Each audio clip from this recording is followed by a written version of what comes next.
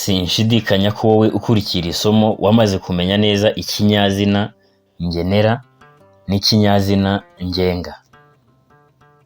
Iyo ikinyazina ngenera gikurikiwe n'ikinyazina ngenga bitanga ubundi bwoko bw'ijambo. Iryo jambo ryitwa ikinyazina cy'inyunge cyangwa se ikinyazina ngenera ngenga. Cyitwa ikinyunge kubera yuko ari ibyo binyazina bibiri tumaze kuvuga biba byiyunze.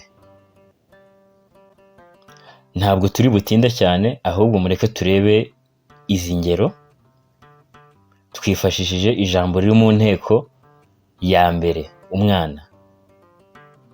Umwana wanjye araje. Iki ni ikinyazina ngenera wa cyakurikiwe na ngenga ya mbere y'ubumwe, nge bitanga ikinyazina cy'inyunge wanjye. Wawe, ikinyazina ngenera wa cyakurikiwe na ngenga ya kabiri y'ubumwe, bitanga wawe, ikaba ikinyazina cy'inyunge. Umwana we araje. Mwibuke ko mu Kinyarwanda tutavuga ngo umwana wiwe. Iyo ni imvugo ishyoma. Umwana we harimo wa ikinyazina ngenera, nawe ikinyazina ngenga, ariko byatanze iri jambo rifite umugemo umwe, we. Iki ni ikinyazina cy'inyunge. Umwana wacu araje. Wanyu, wabo n'izindi ngero nyinshi. Aya magambo yanditse mu ibara ry'umuhondo muri izi nteruro ni ibinyazina by'inyunge cyangwa ibinyazina ngenera ngenga.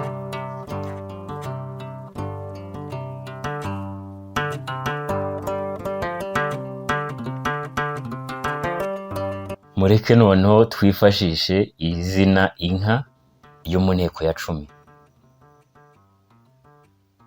Inka zanjye zirashotse. Yiza ubusanzwe ni ikinyazina ngenera, ushobora kuvuga ngo inka za Kamana, za Yohani, ariko noneho hakurikiyeho ngenga ya mbere y'ubumwe, nge bitanga zanjye. Iki ni ikinyazina cy'inyunge cyangwa ngenera ngenga. Inka zacu, inka zawe, zanyu, ze. Mbibutse nanone ko tutavuga ngo inka ziwe, inka zabo n'izindi ngero nyinshi.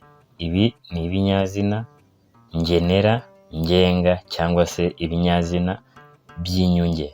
Ushobora kwifashisha ingero z'amazina nyinshi mu nteko z'amazina zitandukanye uko ari 16, ukareba ibinyazina by'inyunge ubona.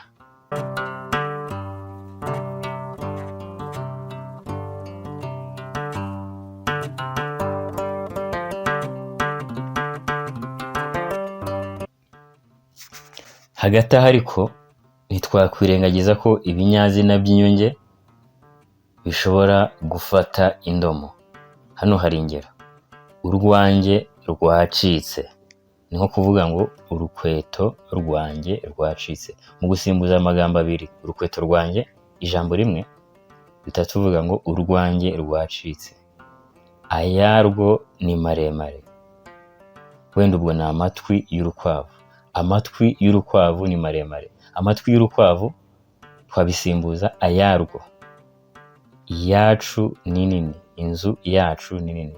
Aho kwandika ngo inzu yacu, dushobora kwandika ngo iyacu ni nini. Ayawe arera cyane. Ubwo ayo ni amenyo. Icyanyu twakibuze. Wenda ni igitabo. Mu bwoko bw'amagambo rero, mu gihe wabajijwe icyo kibazo niba uri umunyeshuri, ntuzakangwe no kubona ibinyazina by'inyunge byafashe indomo ngo ugire ngo ni ubundi bwoko bw'ijambo butandukanye.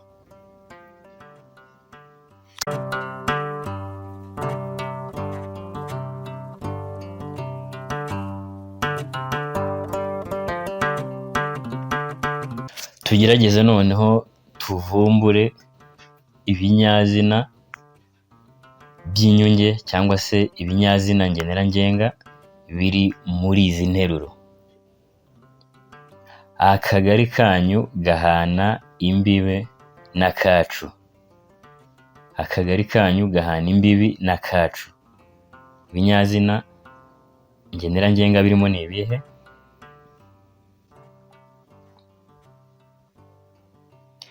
Ni kanyu ndetse n'akacu. Kanyu, akacu. Interuro ya kabiri, inyoni iri mu cyari cyayo. Ikinyazina cy'inyunge kirimo ni cyayo. Ururimi rwacu ni rwiza kurusha urwabo.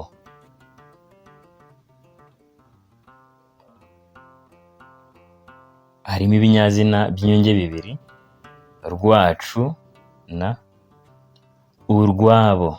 Kino cyafashe indomo cyo kimwe na kiriya twabonye mu nteruro ya mbere gihera. Umwana yanduje imyenda ye.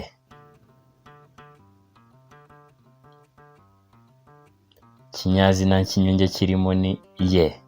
Mwibuke ko tutavuga ngo yiwe. Imyenda yiwe ntabwo ari Ikinyarwanda. Imyenda ye. Inkweto ze ni nshyashya. Ikinyazina cy'inyunge kirimo ni ze. Ntabwo tuvuga ngo ziwe. Dusoza rero, ikinyazina cy'inyunge nanone bita ikinyazina ngenera ngenga kiba kigizwe n'ubwoko bubiri bw'ibinyazina bwihuje, ikinyazina ngenera n'ikinyazina ngenga. Gishobora kugira imigemo ibiri cyangwa umwe. Ubumwe kuri ngenga, ya gatatu y'ubumwe n'iy'ubwinshi bitewe n'izina ryakoreshejwe.